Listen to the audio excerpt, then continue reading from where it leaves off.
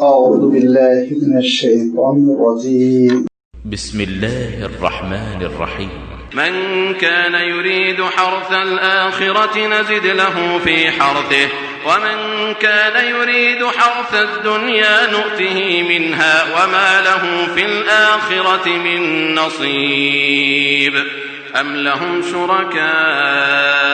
شرعوا لهم من الدين ما لم يأذن به الله ولولا كلمة الفصل لقضي بينهم وإن الظالمين لهم عذاب أليم. ترى الظالمين مشفقين مما كسبوا وهو واقع بهم والذين آمنوا وعملوا الصالحات في روضات الجنات لهم ما يشاءون عند ربهم ذلك هو الفضل الكبير. ذلك الذي يبشر الله عباده الذين آمنوا وعملوا الصالحات قل لا أسألكم عليه أجرا إلا المودة في القربى ومن يقترف حسنة نزد له فيها حسنا إن الله غفور شكور. أم يقولون افترى على الله كذبا فإن يشأ الله يختم على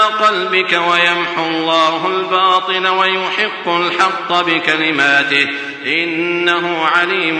بذات الصدور. وهو الذي يقبل التوبة عن عباده ويعفو عن السيئات ويعلم ما تفعلون ويستجيب الذين آمنوا وعملوا الصالحات ويزيدهم من فضله والكافرون لهم عذاب شديد. ولو بسط الله الرزق لعباده لبغوا في الأرض ولكن ينزل بقدر ما يشاء إنه بعباده خبير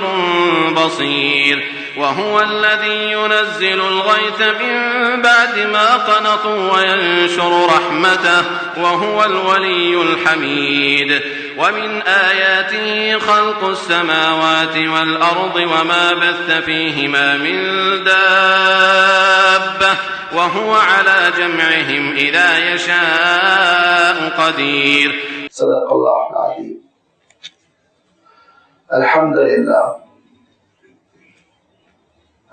لله رب العالمين والصلاة والسلام على سيد المرسلين وعلى آله وأصحابه أجمعين अम्मा बाद। सूरत अश-शूरा का ये तीसरा रुकू है जिसकी भी आपके सामने तिलावत की गई। इस रुकू का आगाज हो रहा है आयत नंबर 20 से और इख्तिताम हो रहा है आयत नंबर 29 पर। इस तरह इन जुमला 10 आयात में आप देखेंगे कि अल्लाह ताला ने रिसालत और आखिरत का उस अंदाज में तज़किरा फरमाया जो गैर मामूली दिल पर असर रखने वाला है। क्योंकि गुफ्तगू चल रही थी सूरत अश-शूरा के आगाज ही से वही इलाही की कि अल्लाह ताला ने ये बात इरशाद फरमाई, ये वो अल्लाह का कलाम है जो बज़रिए वही अल्लाह ताला अपने रसूल पर नाज़िल फरमा रहा है और वही इलाही के जरिए से ये हिदायतों का इंतजाम इस आखिरी रसूल के साथ ही खास नहीं रहा,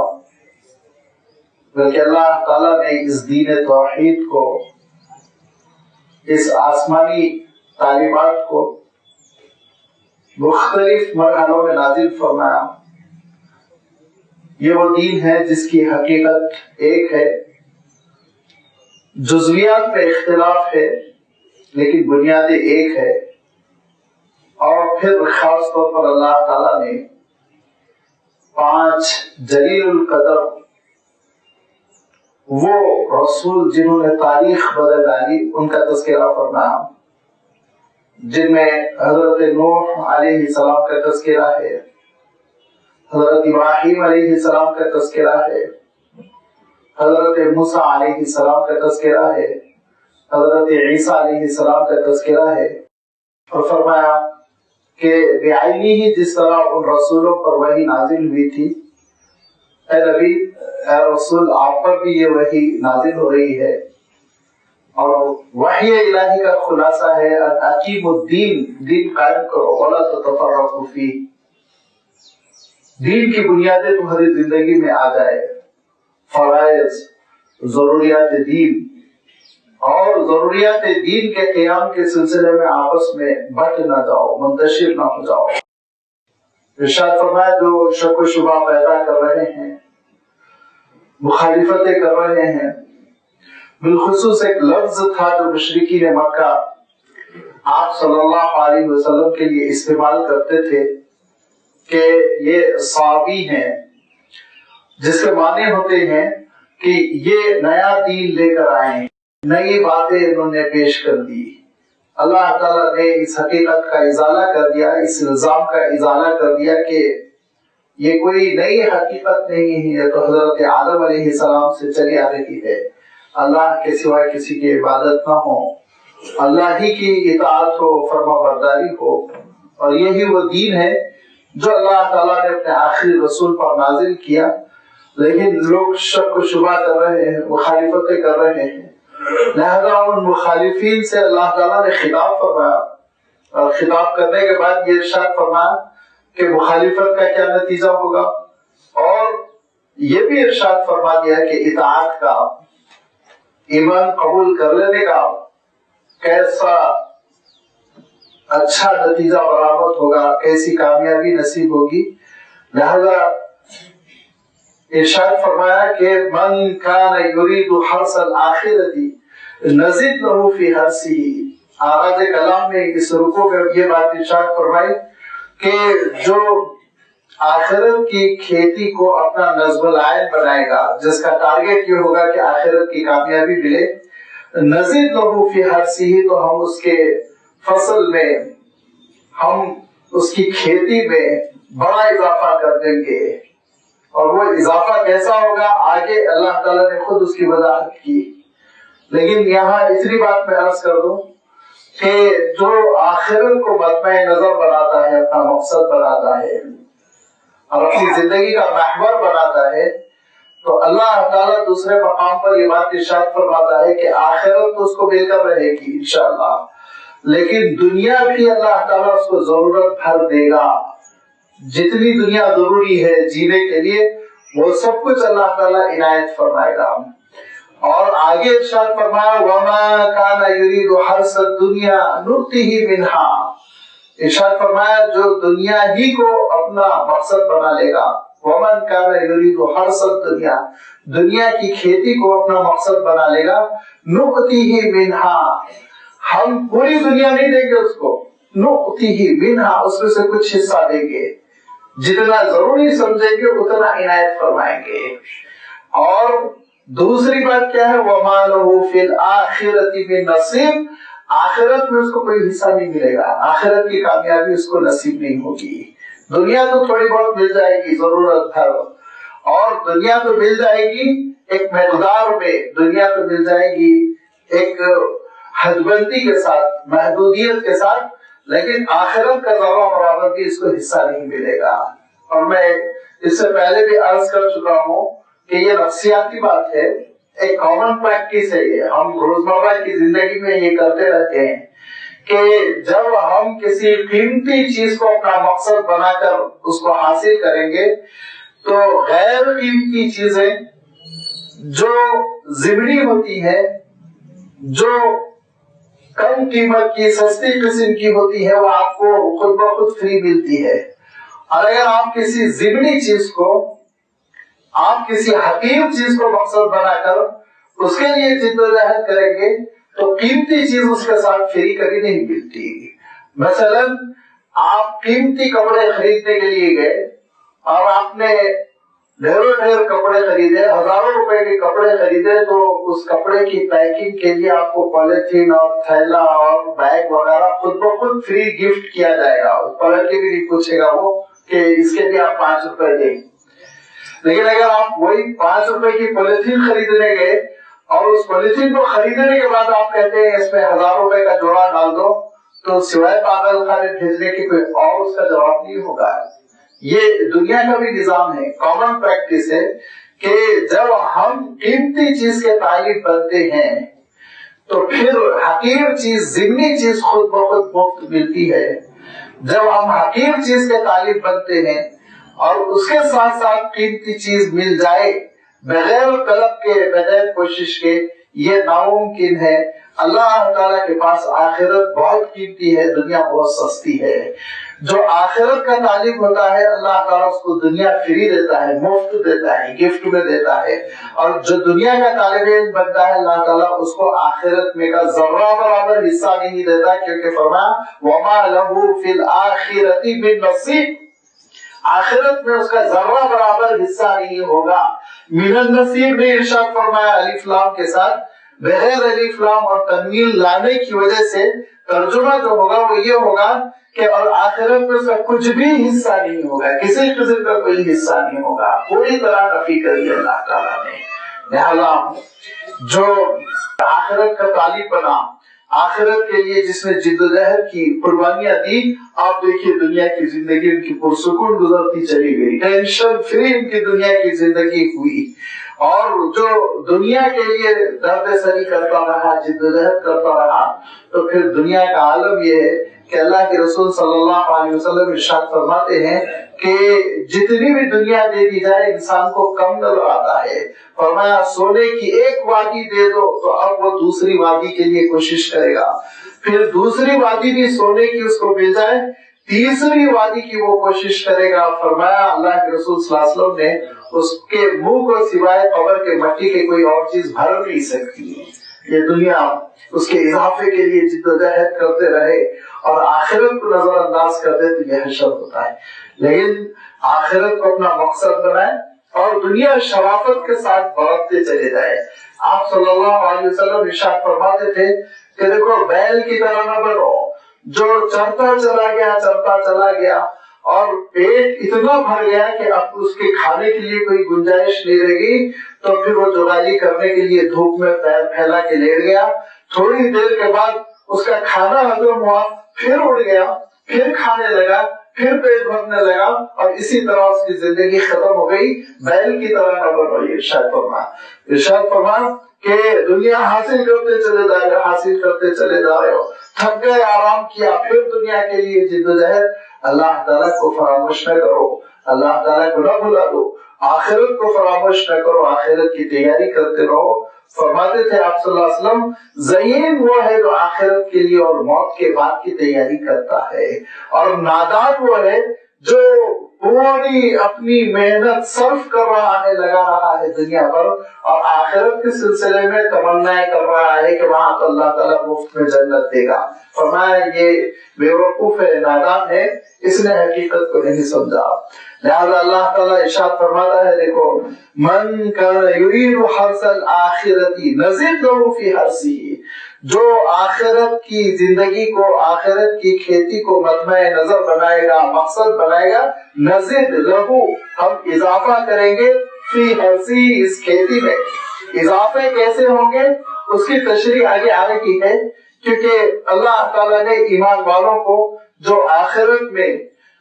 वादे फरमाए हैं, जो इनायत फरमाएगा, उसका खुद आगे तस्करा किया है, उस मौके पे वजाहत हो जाएगी। और फरमाया वमा कान युरीदु हर्सद दुनिया नुतिही मिनहा वमा लहू फिल आखिरति मिन नसीब, जो दुनिया की जिंदगी को मतमए नजर बनाएगा, उसी का ख्वाहा होगा, उसी के लिए जिद्दोजहद करेगा। दुनिया की जिंदगी तो हम देंगे, क्योंकि अल्लाह ताला का निजाम महरूमी का नहीं है। अल्लाह ताला साफ इरशाद फरमाता अलैसा लिल इंसानी इल्ला मा सआ, इंसान जिस बात के लिए जिद्दोजहद करता है हम वो देते हैं उसको, हाँ पूरा नहीं देते हैं। ये इरशाद फरमाया अल्लाह ताला सूरह बनी इसराइल में इरशाद फरमाता है कि अजल्ला लहू फिहा मा नशा, जितना हम चाहेंगे उतना ही देंगे, वो जितना चाहेगा उतना हम नहीं दे देंगे। ورنہ تو ہر انسان چاہے گا کہ پورے بر اعظم کا پوری دنیا کا حکمران بن جائے. پوری دنیا کے حکمران بننے کے لیے جدوجہد کرے گا تو شاید اس کو اللہ تعالیٰ کونسلری دے دے, MLA دے دے, لیکن پوری دنیا اس کو اللہ تعالیٰ نہیں عطا کرے گا. لیکن جو جنت کے لیے جدوجہد کرے گا اللہ تعالیٰ اس کی خواہش سے کہیں بڑھ کر جنت عطا کرے گا. ارشاد فرمایا اب لہم شرکاء شرعوا لکم من الدین, یہ اللہ تعالیٰ کا دین ہے آخرت کی بنیاد پر. اور بار بار میں وضاحت کر چکا ہوں اس دین کی حقیقت یہ ہے کہ دنیا دارالعمل ہے, آخرت دارالجزا ہے, رزق وہاں برآمد ہوگا. جب دنیا دارالعمل ہے, دنیا میں عمل کرنا ہے تو اللہ تعالیٰ نے دستور حیات نازل فرمایا. اللہ تعالیٰ نے اپنے دین کو جس طرح حضرت نوح علیہ السلام پہ نازل کیا, جس طرح حضرت ابراہیم علیہ السلام پہ, حضرت موسیٰ اور حضرت عیسیٰ پر, ایسے ہی اللہ کے رسول صلی اللہ علیہ وسلم پر جب دین نازل ہو رہا ہے تو لوگ دین کی مخالفت کرتے ہوئے اپنے زمانے میں اپنے کلچر میں پھیلے ہوئے رسم و رواج کو پکڑے ہوئے یہ حجت کر رہے ہیں کہ یہ ہمارا آبائی دین ہے. ام لہم شرکاء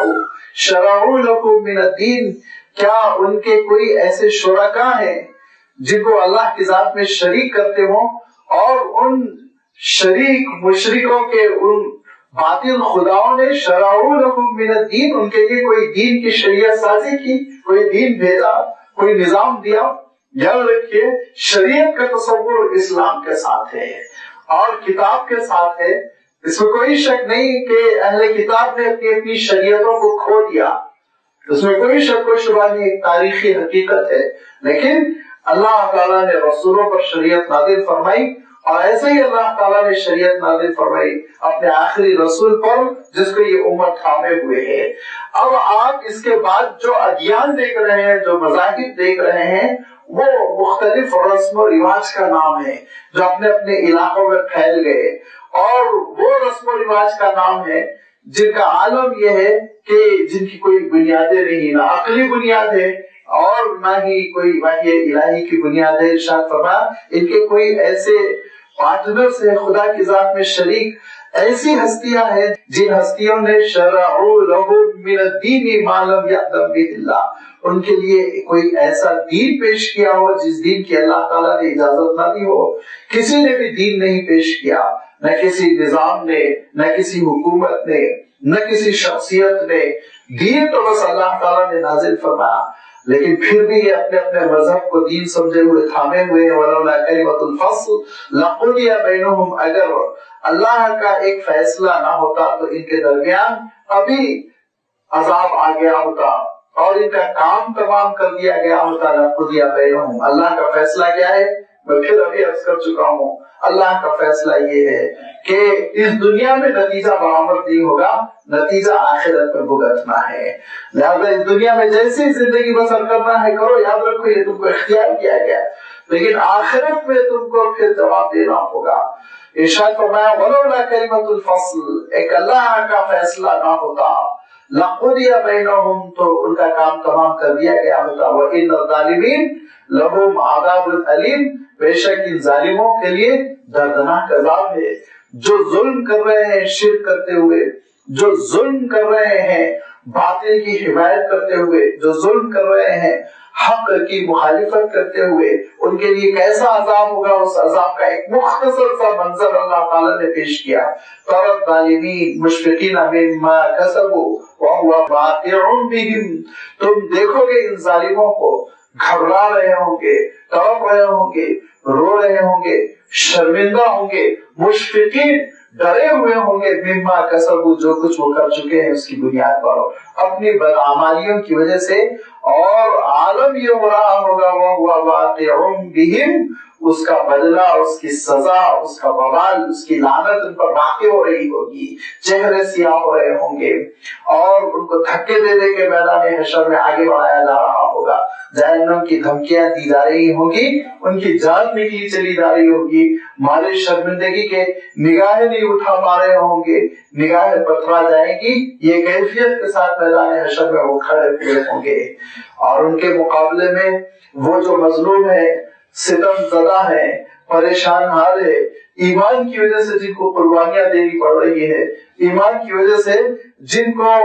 ساری زندگی کی سہولیات سے محروم کیا جا رہا ہے، وہ ایمان والوں کا عالم یہ ہوگا والذین آمنوا وعملوا الصالحات فی روضات الجنات، جنہوں نے ایمان قبول کر لیا اور نیکیوں پر کاربند ہو گئے، وہ جنت کی کیاریوں میں ہوں گے، وہ باغات کے، جنت کے جو باغات ہوں گے ان کے باغیچوں میں اور ان کے کناروں میں بیٹھے ہوئے ہوں گے، اور ان کا عالم یہ ہوگا کہ لہم ما یشاءون عند ربہم، ان کو ہر وہ چیز مل رہی ہوگی جس کی وہ خواہش کر رہے ہوں گے۔ دنیا میں ہر وہ چیز انسان کو نہیں ملتی جس کی انسان خواہش کرتا ہے، کچھ اس کا حصہ اس کو مل جاتا ہے، لیکن آخرت میں یہ کنڈیشن ختم ہو جائے گی، یہ حد بندی ختم ہو جائے گی۔ لہم ما یشاءون عند ربہم ذالک هو الفضل الکبیر، یہ ہے اصل فضیلت، یہ ہے اصل اللہ تعالیٰ کا فضل، یہ ہے اصل اللہ تعالیٰ کا سب سے بڑا احسان، جس کو حاصل کرنے کے لیے انسان کو جدوجہد کرنی چاہیے۔ ذالک الذی یبشر اللہ عبادہ الذین آمنوا وعملوا الصالحات، دیکھو یہ وہ چیز ہے جس کی اللہ تعالیٰ تم کو اپنے بندوں کو خوشخبری دے رہا ہے، یہ وہ چیز ہے جس کی اللہ تعالیٰ اپنے بندوں کو خوشخبری دے رہا ہے، ان بندوں کو جنہوں نے ایمان قبول کر لیا اور جنہوں نے نیک اعمال کیے، کہ یہ تم کو جنت میں ایک فضیلت ملے گی، جنت کی کامیابی ملے گی، آخرت کی کامیابی ملے گی، اور جس چیز کی تم تمنا کرو گے وہ چیز تمہارے لیے حاضر کر دی جائے گی، اس اجر کے لیے تم تیار ہو جاؤ۔ آج جو تمہاری قربانیاں ہیں اور جنت کو جو تم نے مقصد بنا کر، آخرت کی کامیابی کو جو ٹارگٹ بنا کر تم نے جدوجہد شروع کر دی، وہ اللہ تعالیٰ ضائع نہیں کرے گا، وہ اللہ تعالیٰ کی لاج رکھے گا، ان کو قبول کرے گا۔ کیسے قبول کرے گا اس کے آگے تذکرہ آ رہا ہے، لیکن ایک بات اللہ تعالیٰ نے یہ ارشاد فرمائی کہ اللہ کے رسول صلی اللہ علیہ وسلم جب اللہ تعالیٰ کا دین پیش فرما رہے تھے، جس کا میں نے ابھی تذکرہ کیا، بڑی مخالفتیں ہو رہی ہیں، اور حضور اکرم صلی اللہ علیہ وسلم کی بات ہے کہ سمجھنے کے لوگ تیار ہی نہیں ہو رہے ہیں۔ ایسے زمانے میں جبکہ مخالفتوں کا طوفان وہ سر چڑھ کر بول رہا ہے اور بڑی پریشانیاں، بڑی جدوجہد، اس موقع پہ اللہ تعالیٰ یہ ارشاد فرماتا ہے، اے نبی آپ اپنے ان مخاطبین کو، آپ کے جو مخالفین ہیں، ان سے ایک بات کہیے، قُلْ لَا أَسْأَلُكُمْ عَلَيْهِ أَجْرًا، جو کچھ میں جدوجہد کر رہا ہوں اللہ تعالیٰ کے دین کو پہنچانے کے لیے، تمہاری خیرخواہی میں، تمہاری محبت میں، اور بگڑے ہوئے ماحول کو سدھارنے کے لیے جو کچھ میں جتن کر رہا ہوں، اس پر میں تم سے 1 روپیہ، 1 سکے، 1 حبے کے معاوضے کا طالب نہیں، میں کسی قسم کا کوئی اجر تم سے نہیں مانتا۔ قُلْ لَا أَسْأَلُكُمْ عَلَيْهِ أَجْرًا، ایک ٹائم کا کھانا کھلا دو میں اس کا روادار نہیں، ایک روٹی دے دو تو میں اس کا مطالبہ نہیں کرتا ہوں، بلکہ اللہ کے رسول صلی اللہ علیہ وسلم نے پابندی لگا دی اپنے خاندان پر کہ اسلام کے نام پر جو کچھ بھی چندہ جمع ہوگا، صدقہ، ان میں تمہارا ذرہ برابر حصہ نہیں ہوگا۔ ایک کھجور حضرت حسن نے منہ میں رکھ لیا تو اللہ کے رسول صلی اللہ علیہ وسلم نے چھین کے ان کے منہ سے نکالا اور کہا نہیں، یہ بیت المال کا حصہ ہے، مسلمانوں کا حصہ ہے، تم اس میں سے نہیں استعمال کر سکتے، کیوں؟ تاکہ لوگوں کو یہ شبہ نہ ہو جائے کہ اپنے خاندان، اپنے کنبے کے لیے اللہ کے رسول صلی اللہ علیہ وسلم کما رہے ہیں، جدوجہد کر رہے ہیں، محنت کر رہے ہیں۔ اللہ کے رسول صلی اللہ علیہ وسلم سارے نبیوں نے اعلان کیا تھا، جس طرح اللہ کے رسول صلی اللہ علیہ وسلم نے اعلان کیا، قُلْ لَا أَسْأَلُكُمْ عَلَيْهِ أَجْرًا، کوئی معاوضہ نہیں چاہیے، لیکن ایک بات ارشاد فرمائی، إِلَّا الْمَوَدَّةَ فِي الْقُرْبَى، ہاں جو قرابت داری ہے نا اس کی محبت کا پاس و لحاظ رکھو۔ اللہ کے رسول صلی اللہ علیہ وسلم فرمایا کرتے تھے کہ میں جو تشریح کر رہا ہوں، اس آیت کی مختلف تشریحات میں سے وہ معتبر تشریح ہے، وہ معتبر تفسیر ہے جو خود حضرت عبداللہ ابن عباس رضی اللہ تعالیٰ عنہ سے امام بخاری نے بیان کی کہ اللہ کے رسول صلی اللہ علیہ وسلم فرمایا کرتے تھے کہ قبیلے قریش کا کوئی خاندان ایسا نہیں ہے جس سے میری کوئی نہ کوئی رشتہ داری نہ ہو، رشتہ داریاں ہیں، تعلقات ہے، خونی رشتے ہیں، روابط ہے، لیکن جب اللہ کے رسول صلی اللہ علیہ وسلم اسلام پیش کر رہے ہیں تو قبیلہ قریش کا عالم یہ ہے ٹوٹا پڑا جا رہا ہے، اور مخالفتوں پہ مخالفت اور اس میں ہم جانتے ہیں کہ خود اللہ کے رسول صلی اللہ علیہ وسلم کا ایک چچا بھی تھا جو مخالفتوں میں بہت آگے بڑھا ہوا تھا، اور جس کا لقب ابو لہب ہے، وہ گورا گمٹا لال تھا، اسی لیے اس کو آگ والے سے تعبیر کیا کرتے تھے ابو لہب۔ وہ ابو لہب کا عالم یہ تھا کہ ایک صحابی کہتے ہیں مجھے آج تک وہ دن اچھی طرح یاد ہے جب میں اپنے والد کی انگلی پکڑ کر مکہ مکرمہ میں گھوم رہا تھا تو میں نے دیکھا کہ ایک بزرگ ہے جو لوگوں کو کچھ سمجھا رہے ہیں اور مجمع ہمدن گوش ان کی بات سن رہا ہے، خاموشی کے ساتھ ان کی بات سن رہا ہے، اور انہوں نے اپنی تقریر فرما دی، گفتگو انہوں نے مکمل کر دی، اور اس کا خلاصہ جو مجھے یاد رہ گیا وہ یہ کہ انہوں نے یہ کہا تھا کہ دیکھو لوگوں، اللہ کے سوا کسی کو معبود نہ مانو، وہی تنہا تمہارا معبود حقیقی ہے، اگر تم نے اس عقیدے کو تھام لیا تو تم کامیاب ہو کر رہو گے، تم جنت پہنچ جاؤ گے۔ یہ ان کی تقریر کا خلاصہ تھا، اور انہوں نے اپنا خطاب ختم کیا، تقریر ختم کی، بس اس کے ساتھ ہی ایک شخص ان کے پیچھے سے کھڑا ہوا اور کہا کہ ان کی بات نہ مانو، ان کی بات نہ مانو، اگر تم ان کی بات مان لو گے تو تم کو یہ پرانے آبائی دین سے پھیر دیں گے، محروم کر دیں گے، لات و عزا سے تم کو یہ جدا کر دیں گے، کیونکہ یہ صابی ہیں، یہ دین سے نکلے ہوئے، انہوں نے نیا دین ایجاد کر لیا۔ میں نے پوچھا بھائی یہ پہلے والے کون تھے جنہوں نے تقریر کی؟ کہا یہ محمد ہے جو قریش کے قبیلے کے سب سے مقبول آدمی ہیں۔ کہا دوسرے والے کون تھے؟ کہا دوسرے محمد کے چچا ہیں۔ تو یہ اللہ کے رسول صلی اللہ علیہ وسلم جہاں بیان فرماتے، خطاب فرماتے، ابو لہب پہنچتا، مخالفتیں کرتا، اور پھر اس کے بعد سے آپ جانتے ہیں مخالفین کی فہرست میں اکثر بڑے بڑے قریش کے سردار تھے۔ لہذا اللہ کے رسول صلی اللہ علیہ وسلم کو یہ جو اللہ تعالیٰ حکم دے رہا ہے، قُلْ لَا أَسْأَلُكُمْ عَلَيْهِ أَجْرًا، اے نبی آپ یہ کہہ دیجئے کہ میں کوئی معاوضہ نہیں مانتا ہوں، مگر قرابت داری کی تو رعایت کرو، رشتہ داریوں کی تو پاس و لحاظ رکھو، رشتہ داریوں کا تو خیال رکھو، کہ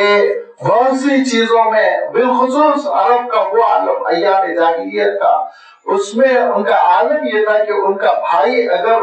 ظالم ہو کر کوئی غلط کام کرتا تب بھی حمایت میں سارے کزنز کھڑے ہو جایا کرتے کہ یہ ہمارا خون ہے، یہ ہمارا اپنا رشتہ دار ہے، ہم اس کی حمایت کریں گے، حق و باطل نہیں دیکھیں گے۔ یہ ان کی ذہنیت تھی، اور اس ذہنیت میں جو ایک حمیت ہوتی ہے خاندان کی، جو ایک قبیلے کی غیرت ہوتی، وہ بھی انہوں نے ختم کر دی حضور اکرم صلی اللہ علیہ وسلم کی مخالفت میں۔ لہذا اللہ تعالیٰ ارشاد فرماتا ہے جو قرابت داری کی محبتیں ہیں ان کو تو برقرار رکھو، بدتمیزی تو نہ کرو، مارم پیٹی تو نہ کرو۔ چچی آپ سوچئے چچی کتنا قریبی رشتہ ہوتا ہے۔ ابو لہب کی بیوی حضرت ابوبکر صدیق رضی اللہ تعالیٰ عنہ بیان کرتے ہیں کہ حرم شریف میں اللہ کے رسول صلی اللہ علیہ وسلم تشریف فرما ہے، اور وہ رسی لے کر آ رہی ہے کہ میں سولی دوں گی، گلے میں پھندا ڈال کے کھینچوں گی، وہ چلتی چلی آ رہی ہے دھڑدھڑاتے ہوئے، میں گھبرا رہا ہوں کہیں ایسا نہ ہو کہ قریب پہنچ جائے اور اللہ کے رسول صلی اللہ علیہ وسلم کے گلے میں پھندا ڈال کے کھینچ نہ دے۔ میں گھبرا کر کہا اللہ کے رسول ہٹ جائیے ہٹ جائیے۔ اللہ کے رسول صلی اللہ علیہ وسلم نے مسکراتے ہوئے کہا تم کو فکر کرنے کی ضرورت نہیں، اس وقت تم کیا سمجھ رہے ہو مجھے دیکھ رہی ہے، اس کو میں اس وقت نظر نہیں آ رہا ہوں۔ لہٰذا میدان میں گھومتی ہوئی واپس چلی گئی، لیکن اللہ کے رسول صلی اللہ علیہ وسلم اس کو نظر نہیں آئے۔ تو حضرت ابوبکر صدیق رضی اللہ تعالیٰ عنہ سے اللہ کے رسول صلی اللہ علیہ وسلم نے ارشاد فرمایا کہ میرے مولا نے مجھ سے وعدہ کیا ہے کہ آپ دین حق پہنچاتے رہیے، میں آپ کی زندگی کی حفاظت کرتا رہوں گا۔ آپ حق پہنچانے اور تبلیغ کی تکمیل کر دینے اور دین حق کے مکمل ہونے سے پہلے پہلے دنیا سے نہیں اٹھائے جائیں گے۔ لہذا مجھے کسی قسم کا کوئی خوف نہیں تھا۔ تو آپ سوچئے رشتہ داریوں کا انہوں نے پاس و لحاظ نہیں کیا مخالفتوں میں۔ رشتہ داریوں کا پاس و لحاظ تو انسان ہر مرحلے میں کرتا ہے، لیکن انہوں نے اس چیز کو بھی نظر انداز کیا۔ لہذا اللہ تعالیٰ نے ان سے خطاب کرتے ہوئے اور خود اللہ کے رسول صلی اللہ علیہ وسلم کے زبانی یہ اعلان کروایا قُلْ لَا أَسْأَلُكُمْ عَلَيْهِ أَجْرًا إِلَّا الْمَوَدَّةَ فِي الْقُرْبَى، سوائے یہ کہ رعایت کرو، محبت کا اظہار کرو، قرابت داری کی بنیاد پر اتنا تو کرو، اتنا تو کرو۔ اگر تم میرا ساتھ نہیں دے رہے ہو، میری بات نہیں مان رہے ہو، میرا سپورٹ نہیں کر رہے ہو، نہ کرو، لیکن کم سے کم یہ بدتمیزیاں تو نہ کرو، یہ تکلیف پہنچانے کی باتیں تو نہ کرو کہ جو انہوں نے تکلیفیں پہنچائی اللہ کے رسول صلی اللہ علیہ وسلم کو، یہاں تک کہ قتل کر دینے کا منصوبہ بنایا۔ تو اللہ تعالیٰ ارشاد فرماتا ہے کہ یہ ساری رشتہ داریوں کو انہوں نے پسے پشت ڈال دیا، ساری محبتوں کو، خونی رشتوں کو سب کو نظر انداز کر دیا۔ تو پھر اس کا نتیجہ یہ ہوگا کہ ان کو اپنے کیے کا انجام بھگتنا پڑے گا اور بڑی سخت ترین سزا ہوگی۔ اسی لیے آپ دیکھیں گے قرآن مجید میں اللہ تعالیٰ نے آپ صلی اللہ علیہ وسلم کے مخالفین میں سے کسی کا بھی تذکرہ نہیں فرمایا، نام کسی کا نہیں، صفات ہے، یہ کہتے ہیں، یہ کرتے ہیں، یہ کہتے ہیں، یہ کرتے ہیں، لیکن نام کسی کا نہیں۔ نام ہے تو صرف چچا کا ہے، کیونکہ یہ آخری قریبی رشتہ ہوتا ہے، باپ کے بعد چچا کا نمبر ہوتا ہے سپورٹ کرنے کے لیے، حمایت کرنے کے لیے، لیکن اس نے بجائے اس کے کہ آپ صلی اللہ علیہ وسلم کی حمایت کرتا، سپورٹ کرتا، آپ صلی اللہ علیہ وسلم کی بڑی مخالفتیں کی، یہاں تک کہ اللہ کے رسول صلی اللہ علیہ وسلم کو ہجرت پر مجبور کیا۔ ہجرت ہونے کے بعد میدان بدر میں مقابلے پر اتر آیا، اور میدان بدر سے، بدر کی جنگ سے لوٹنے کے بعد چند ہی ہفتے گزرے تھے کہ اس کے جسم میں بدبودار قسم کے پھوڑے پیدا ہوئے، اور ان پھوڑوں کی وجہ سے اس کی لاش ایسی گھنونی ہو گئی،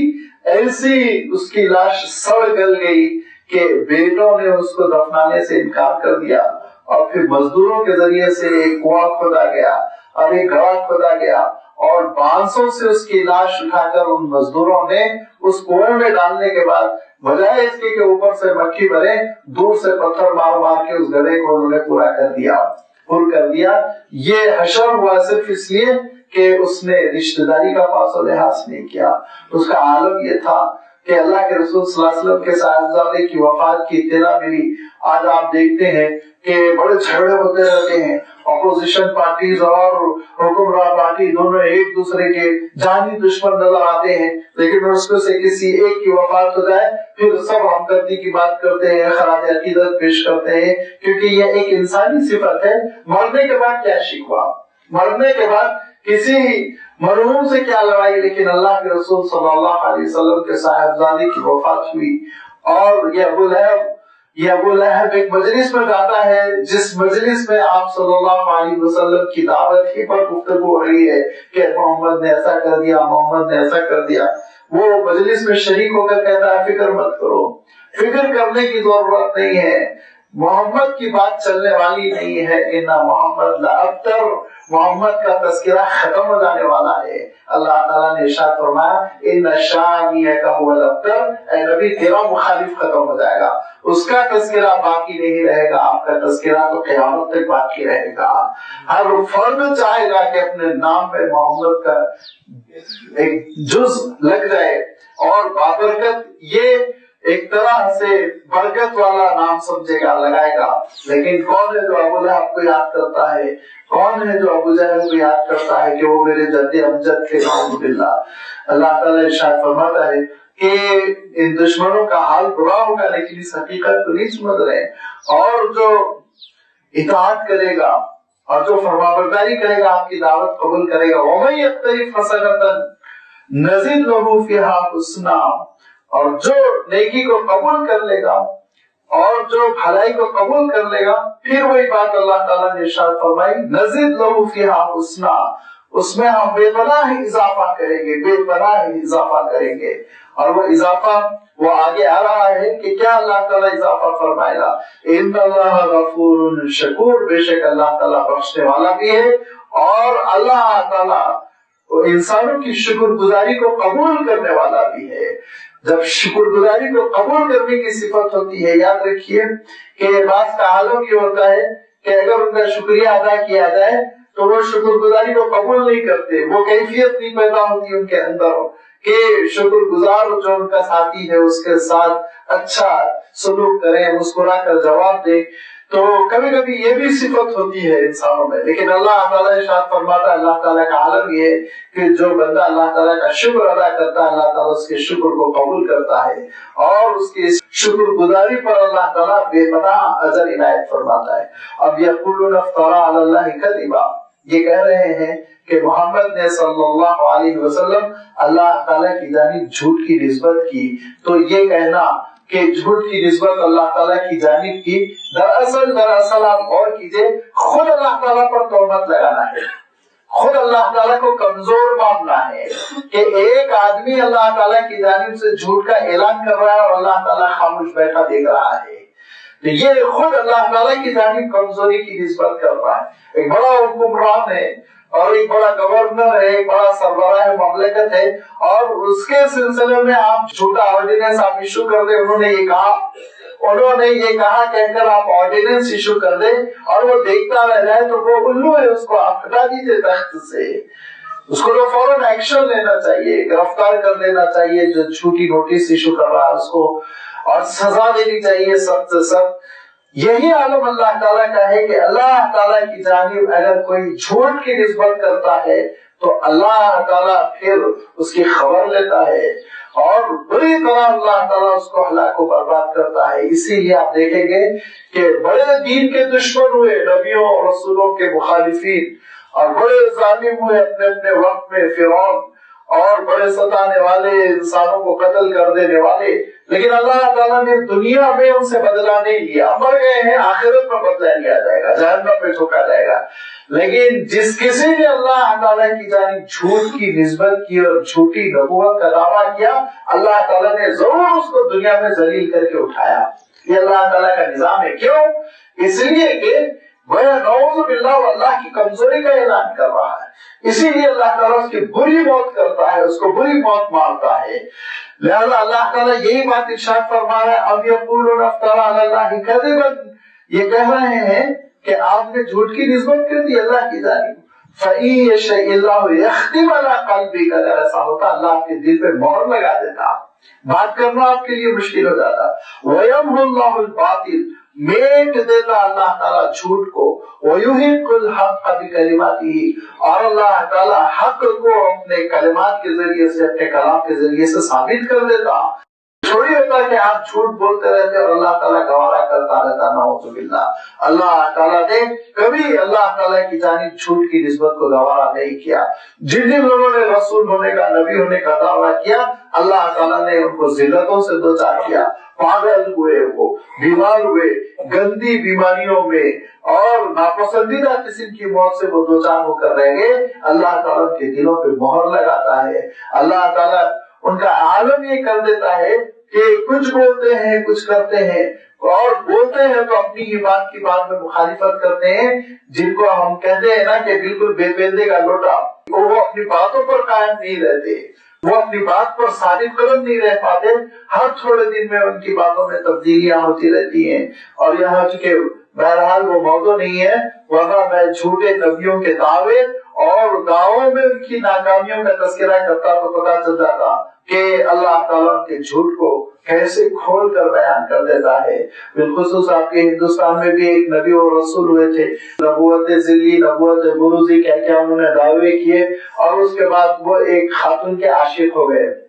وہ خاتون مسلمان تھی، ان خاتون نے صاف انکار کیا، میں ان سے نکاح نہیں کروں گی۔ احمدی بیگم ان کا نام تھا۔ ان خاتون نے کہا میں سواری نہیں کر رہا، مر جاؤں گی لیکن شادی نہیں کروں گی۔ تو انہوں نے، وہ نبی تھے، انہوں نے اعلان کیا میرے پہ وحی آئی ہے، اس سے شادی ہو کر رہے گی، اس سے نکاح ہو کر رہے گا۔ لہذا پریشرائزڈ کرنے کی کوشش کی کہ آسمان سے اعلان آ گیا ہے نکاح۔ وہ ٹھیک بہت ہی عزم مصمم والی، اور اس نے گھٹنے نہیں ٹیکے، اور برابر کوششوں کے باوجود وہ جھکی نہیں، اور ان سے اس نے نکاح نہیں کیا، شادی نہیں کیا، تک کہ وہ بیچاری خاتون کی وفات ہو گئی۔ تو لوگوں نے پوچھا آپ نے تو کہا تھا کہ ان سے نکاح ہوگا، اللہ کا اعلان ہے، تو کہا نہیں، وہ جنت میں ہوگا، دنیا میں نہیں ہوگا۔ ذلیل و رسوا اللہ تعالیٰ دنیا میں کرتا ہے، بتاتا ہے یہ جھوٹے ہیں۔ لہذا بہت سے دعوے، 20 دعوے ایسے ہوئے جو دنیا میں پتا چلا کہ وہ جھوٹے ہیں اور پورے نہیں ہو سکے، اور اللہ کی جانب جھوٹ کی نسبت کرتے رہے۔ اللہ کے رسول صلی اللہ علیہ وسلم کی جانب جب یہ بات کی نسبت کی گئی، اللہ تعالیٰ ارشاد فرماتا ہے تو کیا یہ سمجھ رہے اللہ مجبور بیٹھا دیکھ رہا ہے؟ نہیں، فَيَشَإِ اللَّهُ يَخْتِمَ عَلَىٰ قَلْبِكَ، اللہ مہر لگا دے گا آپ کے دل پر، آپ گفتگو نہیں کر سکیں گے نعوذ باللہ اگر آپ اللہ کی جانب جھوٹ کی نسبت کریں گے۔ وَيَمْحُ اللَّهُ الْبَاطِلَ، اللہ تعالیٰ جھوٹ کو گوارا نہیں کرتا ہے، میٹ دیتا ہے۔ وَيُحِقُّ الْحَقَّ، سچائی کو ثابت کر کے رہتا ہے اپنے فیصلوں سے، اپنے کلام سے۔ إِنَّهُ عَلِيمٌ بِذَاتِ الصُّدُورِ، بے شک سینوں میں جو کچھ ہے اس سے بھی اللہ تعالیٰ واقف ہے، اور جو کچھ لوگ دلوں میں بات چھپائے ہوئے ہیں اللہ تعالیٰ اس سے بھی واقف ہے، کیونکہ وہ اپنے دلوں میں یہ بات چھپائے ہوئے تھے کہ اللہ کے رسول صلی اللہ علیہ وسلم جو کچھ فرما رہے ہیں وہ حق ہے، سچائی ہے، اس میں ذرہ برابر شبہ کی گنجائش نہیں ہے، وہ سمجھ رہے تھے، لیکن زبان سے جو مخالفتیں کر رہے تھے اس کی وجہ یہ تھی کہ ایک تو یہ کہ دکانداری جا رہی ہے، آمدنی جا رہی ہے، اور دوسرے یہ کہ اللہ کے رسول صلی اللہ علیہ وسلم کی عظمتوں کا اعتراف ہے، اور دوسرے یہ کہ اللہ کے رسول صلی اللہ علیہ وسلم کی اطاعت ہے، فرما برداری ہے، اس سے وہ بچنا چاہ رہے تھے۔ کیوں ہم اپنے خاندان کے ایک فرد کے مطیع اور فرما بردار ہو جائے، یہ ان کے دلوں میں جذبہ تھا۔ اسی لیے اللہ تعالیٰ ارشاد فرماتا ہے دلوں کے جذبے سے تو اللہ تعالیٰ واقف ہے، منہ سے کچھ اور کہہ رہے ہو، دل میں کچھ اور ہے، لیکن یاد رکھو اس کے باوجود تمہارے لیے توبہ کے دروازے کھلے ہوئے ہیں۔ اگر توبہ کرتے ہو، اسلام قبول کرتے ہو، اور اللہ کے رسول صلی اللہ علیہ وسلم کی خدمت میں حاضر ہو جاتے ہو، اور اللہ کے رسول صلی اللہ علیہ وسلم بھی تمہارے لیے دعائے مغفرت کر دے، تو پھر یہاں سے تمہاری کامیابی کا دروازہ کھل جائے گا۔ وَهُوَ الَّذِي يَقْبَلُ التَّوْبَةَ عَنْ عِبَادِهِ، وہی ہے رب پروردگار جو اپنے بندوں کی توبہ قبول کرتا ہے، وَيَعْفُو عَنِ السَّيِّئَاتِ، اور گناہوں کو معاف کرتا ہے، وَيَعْلَمُ مَا تَفْعَلُونَ، اور اے بندو جو کچھ تم کر رہے ہو اس سے خوب اچھی طرح واقف ہے۔ لہذا یعلم ما تفعلون کا نتیجہ کیا ہونا چاہیے؟ جب اللہ تعالیٰ جو کچھ ہم کر رہے ہیں اس سے واقف ہے تو صدق دل کے ساتھ توبہ ہو، تو اچھی نیت کے ساتھ، دکھاوے کی توبہ نہ ہو، اور جب صدق دل کے ساتھ توبہ ہوگی تو اللہ تعالیٰ گناہوں کو معاف فرمائے گا۔ صدق دل کے ساتھ، سچی نیت کے ساتھ سچی توبہ ہوگی، جس کو قرآن مجید میں توبۃ النصوح کو فرمایا، وہ توبہ اگر ہوگی تو پھر اللہ تعالیٰ نہ صرف گناہوں کو معاف فرمائے گا، بلکہ آپ جانتے ہیں سورۃ الفرقان میں یہ گزر چکا ہے کہ نہ صرف یہ کہ گناہوں کو معاف فرما دے گا، بلکہ گناہوں کو میٹ کر اس مقام پر اللہ تعالیٰ نیکیاں لکھ دے گا۔ اولئک یبدل اللہ سیئاتہم حسنات، یہ کلیہ، یہ اپنی سنت، اپنے طریقہ کار کا اللہ تعالیٰ نے اعلان فرمایا کہ بندہ میدان حشر میں حاضر ہو اور وہاں پہ گناہوں کی ایک لسٹ ہو، اور اس کے بعد اس کو انڈر لائن کر کے یہ کہہ دیا جائے یہ گناہ معاف، یہ گناہ معاف، یہ گناہ معاف، تو لازمی بات ہے شرمندگی تو بندے کو ہوگی کہ اس کے لسٹ میں 150 200 بڑے بڑے گناہ کبیرہ ہے، تو اللہ تعالیٰ اس بندے پر ایسا رحم و کرم فرمائے گا کہ وہاں گناہ جہاں لکھا ہوا ہے اس جگہ کو میٹ دیا جائے گا۔ اب جب میٹ دیا گیا تو ویکیوم میں اب ایک بلینک ہے، وہاں پہ خالی جگہ ہے، تو پھر آس پاس کے لوگ کہیں گے کہ یہ یہاں پہ خلا کیوں ہے، چھٹا ہوا کچھ رہ گیا، تو اللہ تعالیٰ وہاں پہ ایک نیکی لکھ دے گا تاکہ کوئی شبہ بھی نہ ہو، سوال بھی نہ پیدا ہو۔ یہ اعزاز فرمایا اللہ تعالیٰ، ارشاد فرمایا کہ وَهُوَ الَّذِي يَقْبَلُ التَّوْبَةَ عَنْ عِبَادِهِ، وہی ہے جو قبول کرتا ہے توبہ اپنے بندوں سے، وَيَعْفُو عَنِ السَّيِّئَاتِ، اور گناہوں کو معاف کرتا ہے۔ عفو درگزری اس کی صفت ہے، لیکن یاد رکھو یعلم ما تفعلون، جو کچھ کر رہے ہو اس سے واقف ہے۔ لہذا توبہ کر رہے ہو تو ایک تو یہ کہ سچی توبہ کرو، اچھی توبہ کرو، اور سچی توبہ کس کو بولتے ہیں؟ اس کے لیے پہلی شرط یہ ہے کہ گناہ پر ندامت ہو، شرمندگی ہو، اور دوسری بات یہ ہے گناہ نہ کرنے کا عزم ہو، ارادہ ہو کہ آگے میں یہ گناہ نہیں کروں گا، اور تیسرے یہ کہ اس گناہ سے جو منافع ہو چکے ہیں، جو منفعتیں ملی ہوئی ہیں، ان منفعتوں سے وڈرا ہو جاؤ۔ جو گناہ کی وجہ سے فائدے حاصل ہو چکے ہیں وہ فائدوں سے پھر ہاتھ دھو لو، دستبردار ہو جاؤ، یہ ہے سچی توبہ۔ یہ نہیں کہ پلاٹ پر قبضہ کیے ہوئے ہیں اور اس کے بعد توبہ توبہ مسجد میں توبہ کر کے کہہ رہے ہیں کہ میں نے سچی توبہ کر لی۔ نہیں، جو قبضہ کیا ہے اگر ناجائز ہے چھوڑ دو اس کو، جس کا حق ہے اس کو حق دے دو، یہ ہے سچی توبہ. لہذا تم کیا کر رہے ہو اللہ تعالیٰ جانتا ہے. نعوذ باللہ اللہ کو دھوکہ نہیں دے سکتے ہو. کیا فرمایا اللہ تعالیٰ نے؟ یخادعون اللہ وہو خادعون. جو اللہ کو دھوکہ دینا چاہتے ہیں، دھوکہ دے رہے ہیں، یہ سمجھ رہے ہیں وہ غلط فہمی میں وہ خود اپنے آپ کو دھوکہ دے رہے ہیں، اپنے نفس کو دھوکہ دے رہے ہیں. نعوذ باللہ اللہ تعالیٰ کو کیا بندہ دھوکہ دے سکے گا؟ لہذا توبہ کرو تو سچی توبہ کرو، کیونکہ یعلم ما تفعلون. جو کچھ تم کر رہے ہو اللہ تعالیٰ سے بخوبی واقف ہے. وَيَسْتَجِيبُ الَّذِينَ آمَنُوا وَعَمِلُوا الصَّالِحَاتِ وَيَزِيدُهُم مِّن فَضْلِهِ. وہ قبول کرتا ہے اور وہ جواب دیتا ہے اور وہ مراد پوری کرتا ہے ان کی جو ایمان لا چکے ہیں اور عمل صالح کر رہے ہیں. وَيَسْتَجِيبُ الَّذِينَ، استجابہ کے معنی اصلا جواب دینے کے ہوتے ہیں، لیکن یہاں مفہوم یہ ہے کہ وہ مرادیں پوری کرتا ہے، وہ خواہشات پوری کرتا ہے ان بندوں کی جو ایمان لا چکے عمل صالح کر رہے ہیں، اور ان کو اجر دیتا ہے اور ان کی نیکیوں کو برباد نہیں ہونے دیتا، ان کے نیکیوں کے اجر کو ضائع نہیں ہونے دیتا. اور اس کے ساتھ ساتھ وَيَزِيدُهُم مِّن فَضْلِهِ، اپنے فضل سے بڑا اضافہ فرماتا ہے. یہ اضافہ کیا ہے جس کا تذکرہ اب یہ تیسری مرتبہ آ رہا ہے اس رکوع میں. پہلے ہی ارشاد فرمایا کہ من کان یرید حرث الآخرۃ نزد له فی حرثہ، ہم اس کی کھیتی میں اضافہ کر دیتے. پھر آگے چل کے ارشاد فرمایا ومن یقترف حسنۃ نزد له فیہا حسنا،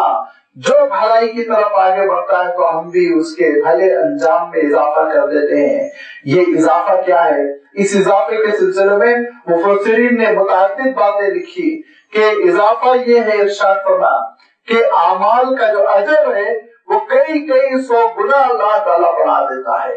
اعمال کا اجر جس کے بارے میں اللہ کے رسول صلی اللہ علیہ وسلم فرمایا کرتے تھے کبھی کبھی نیتوں کے مطابق 10 گنا سے لے کے 700 گنا تک اللہ تعالیٰ اجر دیتا ہے، اور کبھی کبھی وہ لاکھوں گنا اجر بڑھا دیتا ہے جس کا بندے کو وہم و گمان بھی دنیا میں نہیں ہوتا. یہ اضافہ. اور یہ بھی ارشاد فرمایا اضافہ یہ ہے کہ اللہ تعالیٰ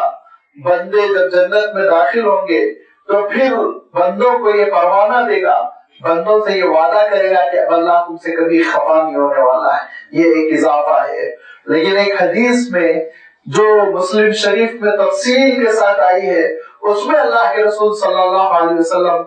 اپنے اس فضل کے اضافے کو اور اپنی اس بونس کو، اللہ کی جانب سے ملنے والی اس بونس کو، اس نعمت کو جو اضافے کی شکل میں ملے گی، اس کا تذکرہ کرتے ہوئے ارشاد فرماتے ہیں کہ اللہ تعالیٰ اپنے جنتی بندوں سے خطاب کرے گا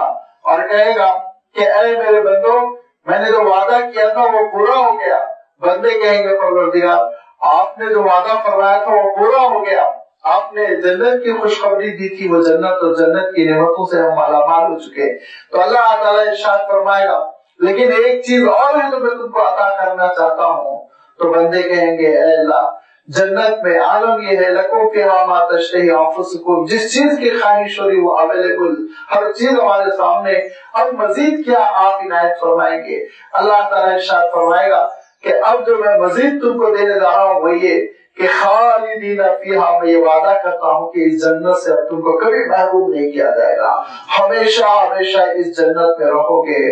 بندے مارے خوشی کے اللہ کی تعریف بجا لائیں گے. قالوا الحمدللہ الذی صدقنا وعدہ وأورثنا الارض من الجنة نتبوأ حیث نشاء. وہ کہیں گے پروردگار تیرا ہی شکر، تیری ہی تعریف. اللہ تعالیٰ ارشاد فرمائے گا لیکن بندوں میں ایک اور ایڈیشن کرنا چاہتا ہوں، ایک اور اضافہ. بندے کہیں گے پروردگار اب کیا اضافہ، ہمیشہ تیرے ان باغات میں ہم رہیں گے، اس سے بڑھ کر اور کیا ہوگا. تو اللہ تعالیٰ ارشاد فرمائے گا لیکن ایک ایسا اضافہ ہے جس اضافے کی قدر دل ہی جانتا ہے. وہ اضافہ یہ ہے میرے بندوں، اب میں تم سے کبھی ناراض نہیں رہوں گا، کبھی ناراضگی خفا نہیں ہوں گا. میں ناراضگی کا سوال ختم ہو گیا، ہمیشہ میں تم سے خوش رہوں گا. بندے مارے خوشی کے سجدے شکر بجا لائیں گے. اللہ تعالیٰ ارشاد فرمائے گا کہ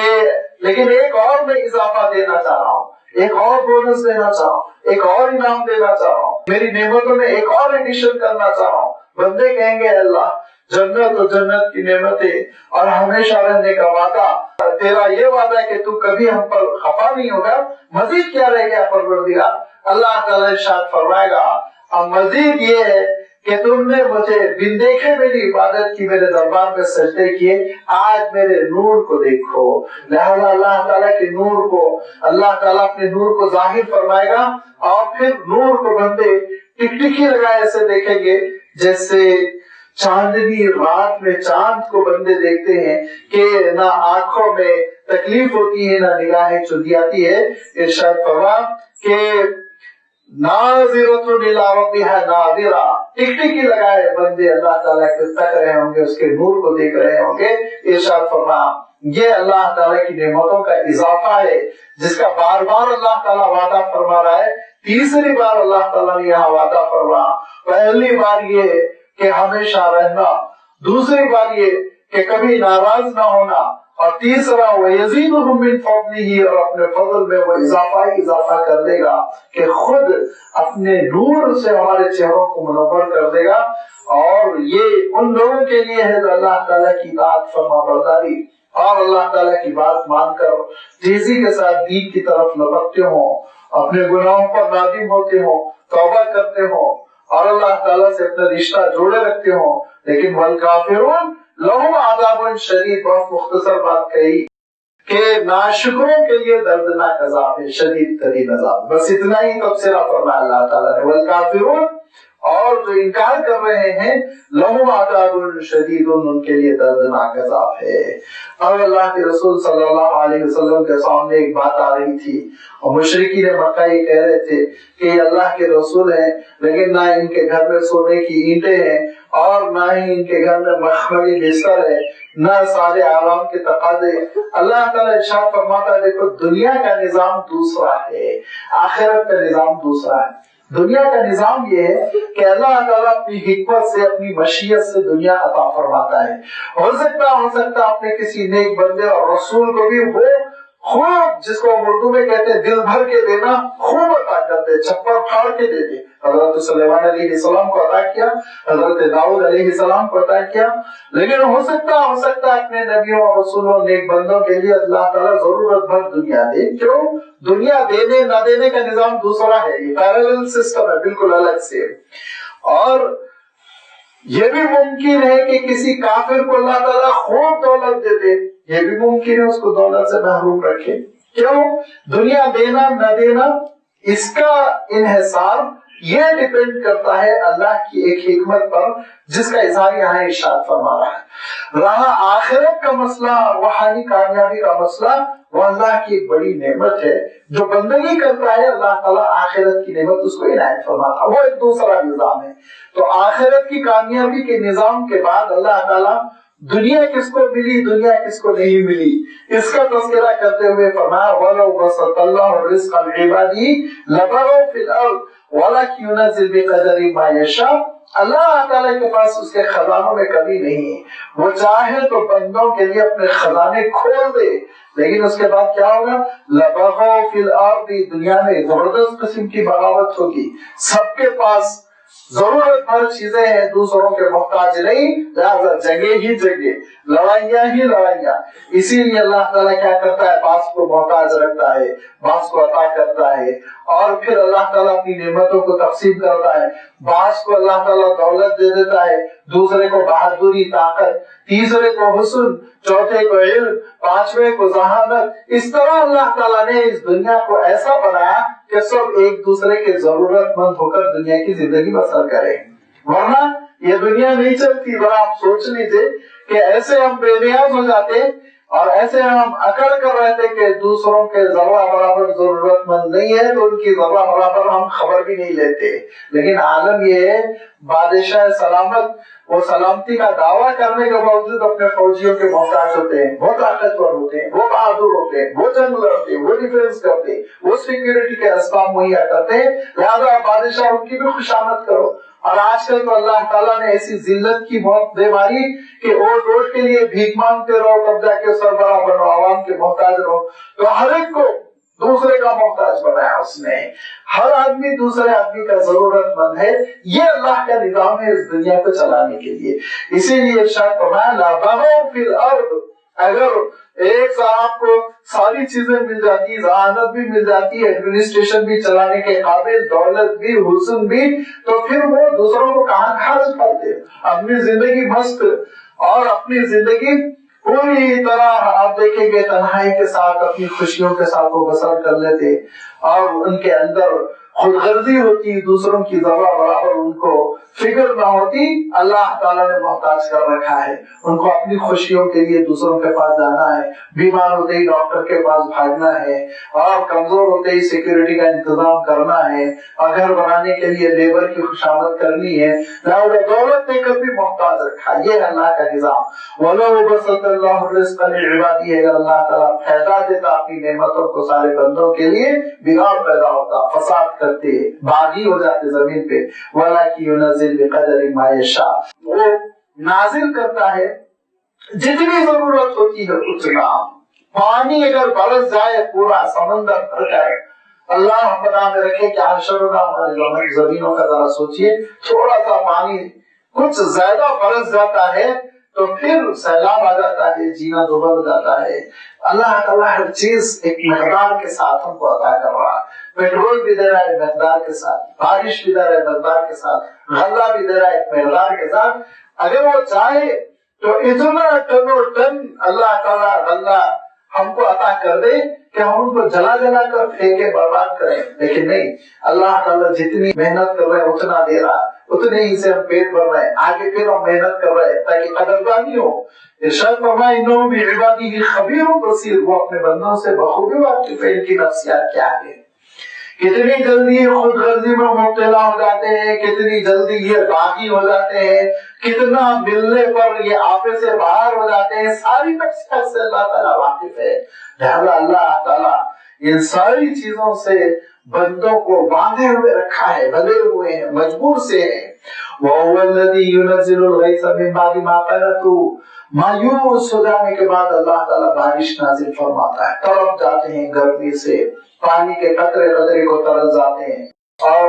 بورویل ہے کہ خشک ہوئے جا رہے ہیں، کنویں ہے کہ خشک ہوئے جا رہے ہیں، تالاب ہے کہ خشک ہو چکے، اور بندے گڑ گڑا رہے ہیں، رو رہے ہیں، اے اللہ پانی، اے اللہ پانی۔ اس مایوسی کے بعد پھر بادل آتے ہیں، پانی برستا ہے، پھر تالاب جلتھل ہو جاتے ہیں، پھر کنویں بھر جاتے ہیں۔ وَهُوَ الَّذِي يُنَزِّلُ الْغَيْثَ، وہی ہے جو پانی برساتا ہے، مِن بَعْدِ مَا قَنَطُوا، مایوس ہو جانے کے بعد، وَيَنشُرُ رَحْمَتَهُ، اور اپنی رحمت پھیلا دیتا ہے۔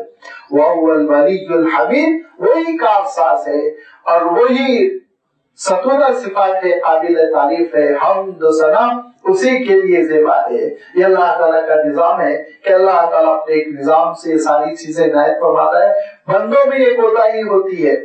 بندوں میں یہ پستی ہوتی ہے، بندوں کی یہ خامی ہوتی ہے، کمزوری ہوتی ہے کہ ذرا سا اللہ تعالیٰ کی نعمت دینے میں دیر کر دے،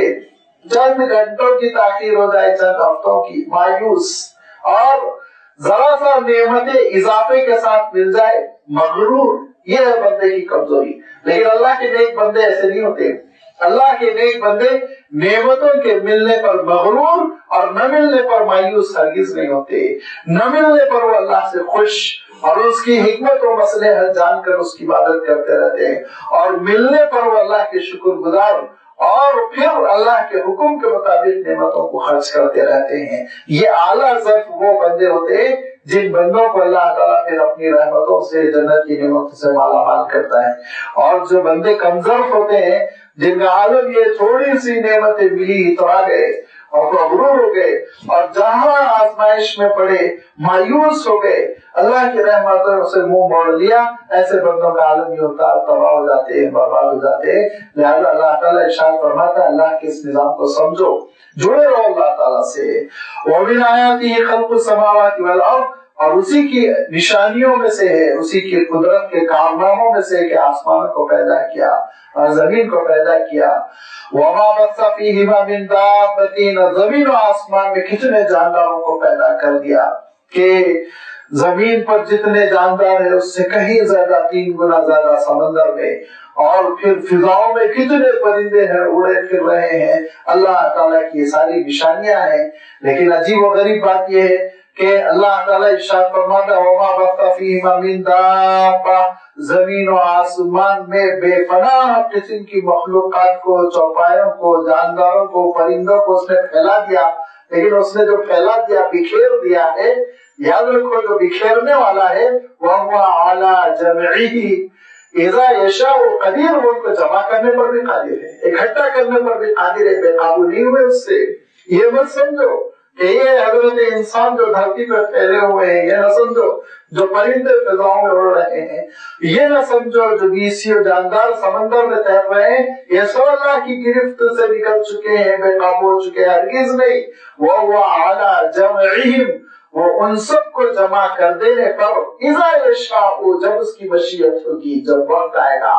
جب اس کی حکمت تقاضا کرے گی، جب مصلحت ہوگی، قدیر، قدرت رکھنے والا، قابو رکھنے والا، کوئی چیز اس کو مجبور نہیں کر سکے گی۔ لہذا میدان حشر برپا ہوگا، قیامت آئے گی، ساری چیزیں پروردگار ایک بار جمع کرے گا، اس کی اس قدرت پر تم ایمان رکھو۔ جب اللہ کی قدرت پر ایمان رکھو گے تو یاد رکھو یہ اللہ تعالیٰ کی نشانیاں، دین کے احکام تمہارے لیے نفع بخش ہوں گے، تمہارے اندر اطاعت پیدا ہوگی، اور تم اللہ تعالیٰ کے فرما بردار ہونے کی وجہ سے بڑی اونچی صفات تمہارے اندر پیدا ہوں گی۔ ان صفات کا تذکرہ اللہ تعالیٰ نے آگے فرمایا، انشاءاللہ آئندہ اتوار اس کی وضاحت آپ کی خدمت میں رکھی جائے گی۔ وآخر دعوانا الحمدللہ رب العالمین۔